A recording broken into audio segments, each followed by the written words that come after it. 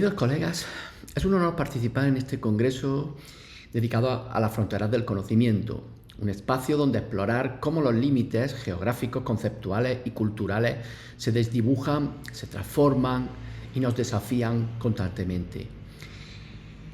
Quisiera invitarles a reflexionar sobre una de las fronteras más invisibles y al mismo tiempo más influyentes de nuestro tiempo, la frontera lingüística y cultural de la comunicación intercultural. En esta reflexión, bajo el título La comunicación intercultural en la era digital, me gustaría abordar el rol del lenguaje como puente cultural de las fronteras. Una frontera que, lejos de ser una línea divisoria fija, es un territorio fluido, permeable y profundamente simbólico. Vivimos en un mundo globalizado y digital donde las culturas conviven, colisionan y se reinterpretan. En este escenario, el lenguaje no es solo una herramienta funcional, es, como dijo Henry Bergson, una institución cultural que conserva y transmite nuestras adquisiciones intelectuales. El lenguaje, en definitiva, no solo comunica, construye realidades, moldea identidades y dibuja los contornos del entendimiento intercultural. Para poder navegar con rigor por este territorio simbólico del lenguaje, conviene delimitar bien los términos.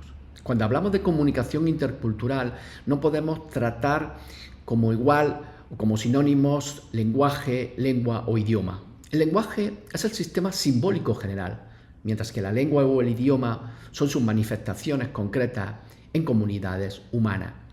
Esta distinción no es trivial. Joseph Brown nos recordaba que el lenguaje es un sistema estructurado de símbolos arbitrarios con cuya ayuda interactúan los miembros de un determinado grupo social. Es una forma de dar sentido al mundo compartido, de traducir la experiencia en significados compartidos. A través del lenguaje, las culturas se expresan, se perpetúan. Y no hablo solo del lenguaje verbal. Como bien explicó Edward T. Hall, existe también lo que se llama el lenguaje silencioso, los gestos, las miradas, espacios, silencios, todos ellos cargados de sentido cultural. Por eso comprender el lenguaje en su dimensión cultural es fundamental para entender los mecanismos que subyacen a la comunicación entre culturas. Pero este proceso comunicativo no está exento de dificultades. En su ya clásico trabajo, la Ray Barna identificó 5 barreras que entorpecen la comunicación intercultural: la diferencia de lenguas, la comunicación no verbal, los estereotipos, el etnocentrismo y el estrés.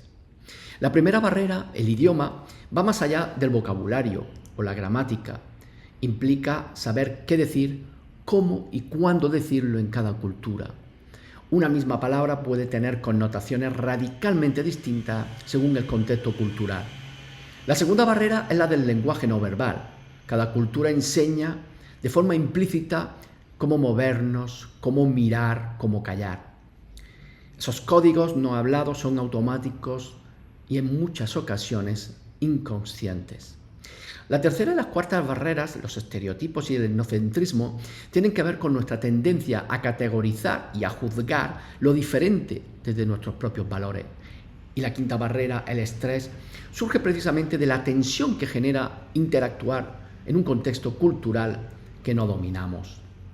En suma, estas barreras no se ven, pero sí se sienten, y entenderlas es fundamental para construir puentes en lugar de levantar muros.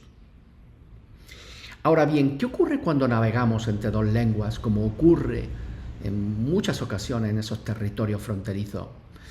La investigación psicolingüística nos ha mostrado que el bilingüismo no es solo una capacidad lingüística, es una experiencia cognitiva muy compleja. Benjamin Lee Whorf afirmaba que las lenguas estructuran la percepción del mundo. Hoy sabemos que esto tiene una base científica. Las personas bilingües no solo traducen, también activan diferentes marcos mentales y emocionales dependiendo del idioma que usan en cada momento. 2 modelos psicolingüísticos nos han ayudado a entender este fenómeno. El modelo jerárquico revisado, que plantea que los bilingües almacenan sus lenguas en niveles léxicos separados, pero comparten un mismo sistema conceptual común. Por su parte, el modelo conceptual de características nos recuerda que no todas las palabras tienen el mismo eco emocional o cultural en cada idioma. Un ejemplo claro de esto es la palabra amigo, que no evoca lo mismo que friend, aunque ambas palabras designen la misma figura relacional.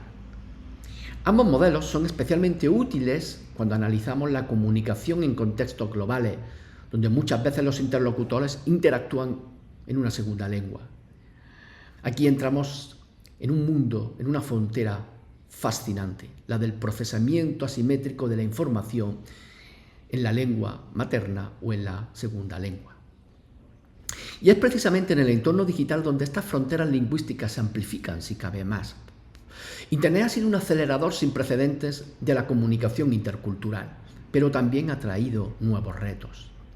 El inglés, por ejemplo, se ha consolidado como la lengua franca digital, aunque en realidad no más de un 30% de los usuarios de Internet lo tienen como lengua materna, sí que es el idioma más utilizado en la red.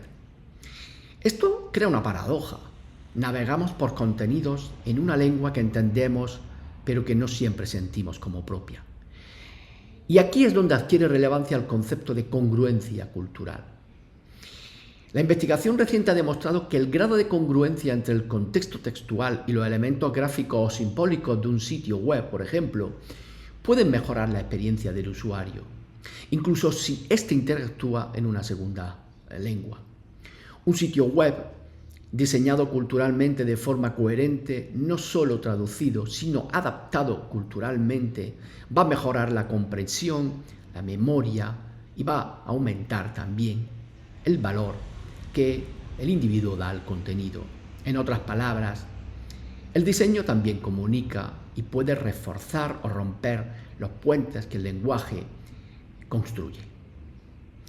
Estamos asistiendo a la emergencia de lo que podríamos llamar una sintaxis global en la actualidad, una serie de convenciones lingüísticas, gráficas y estructuradas compartidas que hacen que la experiencia digital sea comprensible para públicos diversos, más allá del idioma utilizado.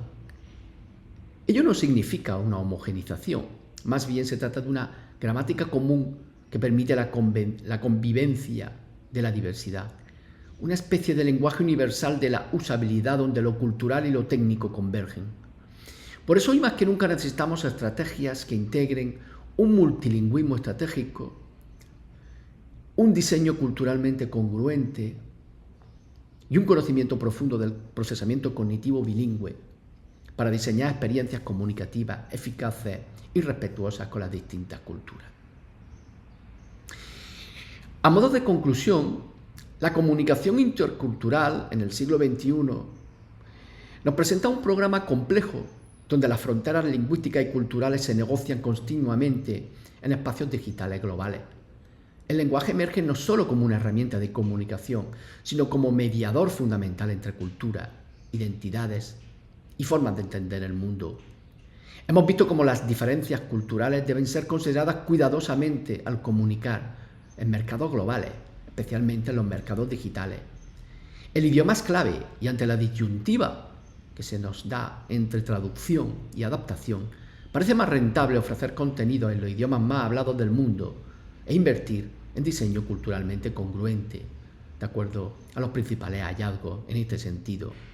La investigación en psicolingüística nos ha mostrado que los usuarios bilingües procesan información de manera diferente según el idioma utilizado, pero que estas diferencias pueden ser moderadas a través de estrategias de diseño que sean apropiadas.